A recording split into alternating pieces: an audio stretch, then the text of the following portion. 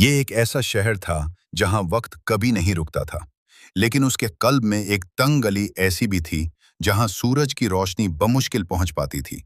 इसी गली के आखिर में अलिफ लैलहा नामी एक कदीम दुकान थी, जिसके बाहर कोई इश्तिहार नहीं था, बस एक पुराना लैंप लटक रहा था जो बगैर तेल के जलता मालूम होता था। हारिस एक नाकाम कारोबारी शख्स था जिस पर कर्जों का पहाड़ चढ़ चुका था। वो जिंदगी से तंग आकर उस गली में भटक रहा था कि उसकी नजर उस दुकान पर पड़ी। जैसे ही वो अंदर दाखिल हुआ, उसे संदल की लकड़ी और पुराने कागजों की खुशबू ने घेर लिया। दुकान के काउंटर के पीछे एक शख्स बैठा था जिसके बाल बर्फ की तरह सफेद थे, लेकिन उसकी जल्द किसी जवान की तरह हमवार थी। खुशामदीद हारिस, उस शख्स ने बगैर सर उठाए कहा। मैं तुम्हारा ही इंतजार कर रहा था। हारिस चूक गया। आप मुझे जानते हैं? मैं उन सबको जानता हूं जिनके पास खोने के लिए कुछ नहीं बचता, बूढ़े ने मुस्कुराकर कहा। मेरा नाम जमाना है और मैं यहां वो चीजें बेचता हूं जो दुनिया के किसी बाजार में नहीं मिलती। दूसरा बाब, वक्त का सौदा। बूढ़े ने मेज पर 3 संदूकचे रखे। पहले में दौलत है, दूसरे में शोहरत और तीसरे में ताकत। तुम जो चाहो ले सकते हो, लेकिन कीमत बहुत मामूली है। हारिस ने डरते डरते पूछा, कीमत क्या है? सिर्फ तुम्हारे सुकून के चंद घंटे, बूढ़े ने जवाब दिया।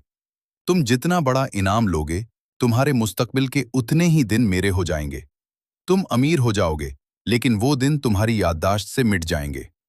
हारिस ने सोचा, अगर वो अमीर हो गया तो उसे उन चंद दिनों की क्या परवाह।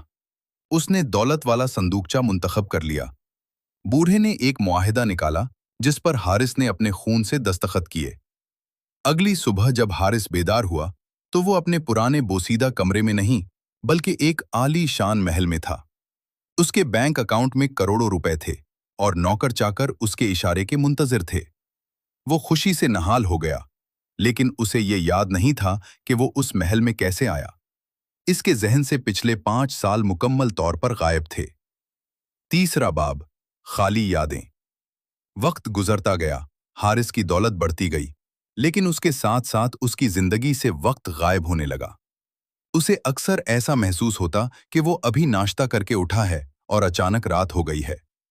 कभी कभी वो आईने में देखता तो उसे अपना चेहरा बदला हुआ लगता, जैसे बरसों बीत गए हों, हालांकि उसे सिर्फ चंद दिन याद होते। एक दिन उसने अपनी डायरी देखी जिसमें उसकी बीवी और बच्चों की तस्वीरें थीं।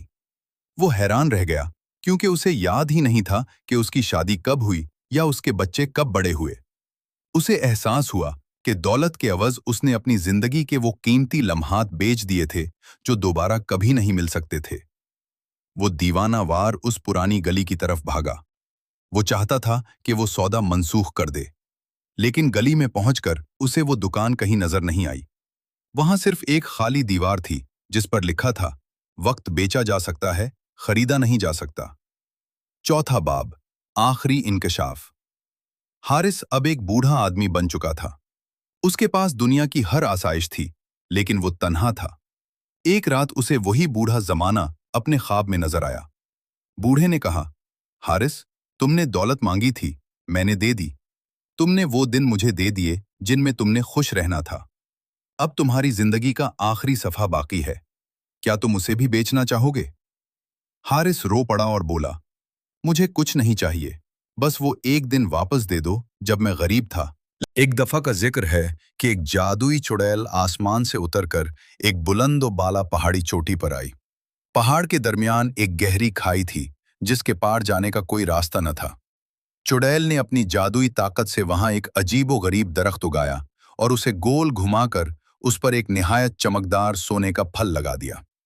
अपनी शैतानी चाल को मुकम्मल करने के लिए उसने खाई के ऐन दरमियान जमीन से 3 नोकीले और जहरीले कांटे खड़े कर दिए और खुद वहां से गायब हो गई। इसका मकसद इंसानों को उनके लालच के जरिए मौत के मुंह में धकेलना था। कुछ ही देर में वहां से एक शख्स का गुजर हुआ। जैसे ही उसकी नजर उस चमकते हुए सोने के फल पर पड़ी, उसकी आंखें खैरा हो गईं और उसने बगैर सोचे समझे फल हासिल करने के लिए खाई के पार छलांग लगा दी। लेकिन वो खाई उबूर न कर सका और सीधा उन नोकीले कांटों पर जा गिरा और तड़प कर हलाक हो गया। ये सिलसिला यहीं नहीं रुका। बारी बारी कई मर्द और औरतें इस सुनहरी फल के लालच में वहां आए और उस तक पहुंचने की कोशिश में अपनी जानें गिनवा बैठे।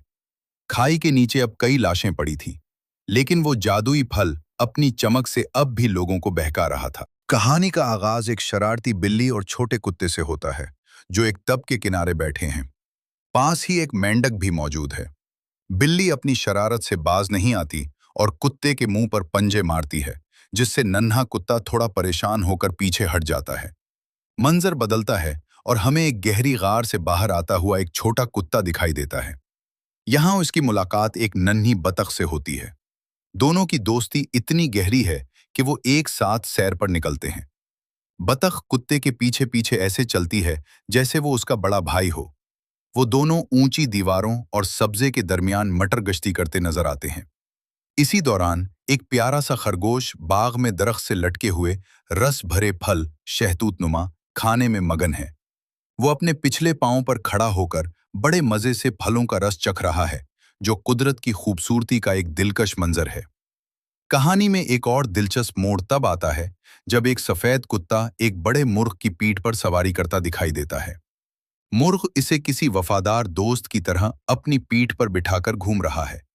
जैसे ही शाम का वक्त होता है और सूरज ढलने लगता है, मुर्ग जोर से बांग देता है और कुत्ता खामोशी से उसके कदमों में बैठकर यह खूबसूरत नजारा देखता है। आखिर में एक नन्हा कुत्ता और गुलाबी सूर दिखाए गए हैं। कुत्ता बड़े ही प्यारे अंदाज में सूर के बच्चों के लिए खाना तैयार करता है और उन्हें चम्मच से खिलाने की कोशिश करता है। वो सब एक ही जगह प्यार से खाना खाते हैं और आखिर में कुत्ता और सूर एक दूसरे को प्यार करके अपनी लाजवाल दोस्ती का सबूत देते हैं। सबक: ये कहानी हमें सिखाती है कि अगर दिल में प्यार हो तो मुख्तलिफ नस्ल और मिजाज के होने के बावजूद भी सब मिलजुल कर और खुशी से रह सकते हैं। क्या आप चाहते हैं कि मैं इस कहानी को किसी खास अंदाज, जैसे कि बच्चों की नज्म या